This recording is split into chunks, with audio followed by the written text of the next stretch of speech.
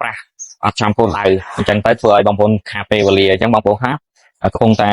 ខ្វល់រឿងការទាញត្រួយណាមិនដឹងថាគួរតែប្រើមួយណាដើម្បីទាញត្រួយចាឮគេថាអានេះក៏ទាញត្រួយអានោះក៏ទាញត្រួយអញ្ចឹងណាថ្ងៃនេះមកបញ្ជាក់បន្ថែមលើកយកមួយប្រធានបទដែលពាក់ព័ន្ធជាមួយនឹងការទាញត្រួយឲ្យចំគោលដៅបាទហើយក្នុងការទាញត្រួយនោះគឺវាមានពីរបាទដែលបងប្អូនគួរតែយល់ដឹងហើយឲ្យច្បាស់ពីវាបាទទីមួយគឺ4600បងប្អូនខ្លះថាយក4600ទៅបាញ់ដើម្បីទាញត្រួយបាទទៀតគឺថៃអូរីបាទថៃអូរីបាញ់ដើម្បីទាញត្រួយបាទជំរាបសួរបងប្អូនអរគ្នាជួបមួយខ្ញុំមេរិចបាទអញ្ចឹងបងប្អូនដឹងហើយថាឥឡូវនេះគឺខែ8ហើយដែលត្រៀមក្នុងការបងប្អូនដែលដាំដំណាំចាំទីជាដំណាំមួយដែលប្រកាន់រដូវបាទដែលត្រៀមក្នុងទាញត្រួយទាញផ្កានៅខែ9ខែ10នេះណាបងប្អូនដើម្បីឲ្យទទួលបានផលនៅអំឡុងខែ1ខែ2បាទផលមុនបាទអញ្ចឹងមានបងប្អូនជាច្រើនមែនតើនៅតែមានការប្រើប្រាស់អត់ចំគោលដៅអញ្ចឹងទៅធ្វើឲ្យបងប្អូនខាតពេលវេលាអញ្ចឹងបងប្អូនហាកំពុងតែខ្វល់រឿងការទាញត្រួយណាមិនដឹងថាគួរតែប្រើមួយណាដើម្បីទាញត្រួយចាឮគេថាអានេះក៏ទាញត្រួយអានោះក៏ទាញត្រួយអញ្ចឹងណាថ្ងៃនេះមកបញ្ជាក់បន្ថែមលើកយកមួយប្រធានបទដែលពាក់ព័ន្ធជាមួយនឹងការទាញត្រួយឲ្យចំគោលដៅបាទហើយក្នុងការទាញត្រួយនោះគឺវាមានពីរបាទដែលបងប្អូនគួរតែយល់ដឹងហើយឲ្យច្បាស់ពីវាបាទទីមួយគឺ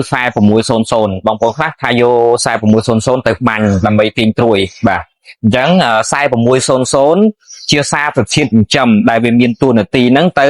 ចិញ្ចឹមនិងពង្រីកការលូតលាស់ផលដំណាំបាទដែលវាផ្ដល់អាសូតឲ្យភ្លាមហ្នឹងណាដែលធ្វើឲ្យត្រួយថ្មីទើបលាស់មានកម្លាំងលូតលាស់លឿនធំធ្លោះនិងមានពណ៌បៃតងចាស់បាទនេះគឺតួនាទីផលអាសូតមួយទៀតគឺថៃអូរីបាទថៃអូរីគឺជាអ្នកដាស់ឬជាអ្នកដាស់ដំណេកឬជាអ្នកបំបែកគម្របជំរុញឲ្យដំណាំចាប់ដើមដុះពន្លកថ្មីដុះពន្លកត្រួយថ្មីនិងផ្កាបាទមកស្របគ្នាណាមានន័យថាចាញ់ត្រួយចាញ់ផ្កាមកណាបងប្អូន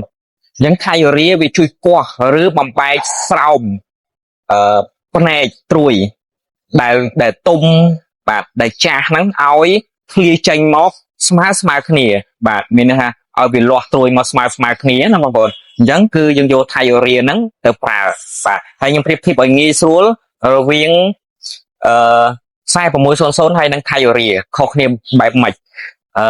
4600អាសូតហ្នឹងគឺជាអាហារសម្រាប់រុក្ខជាតិបាទជាអាហារសម្រាប់ដំណាំបាទដែលបើប្រៀបធៀបមួយមនុស្សយើងគឺស្មើនឹងបាយណាអញ្ចឹងនេះគឺជាអាសូតគឺមិនអាចខ្វះបានទេថៃអូរីគឺជាអរម៉ូនម្យ៉ាងដែលទៅជួយដាស់ដំណេកផលរុក្ខជាតិថៃអូរីគឺជាអរម៉ូនដែលជួយគាស់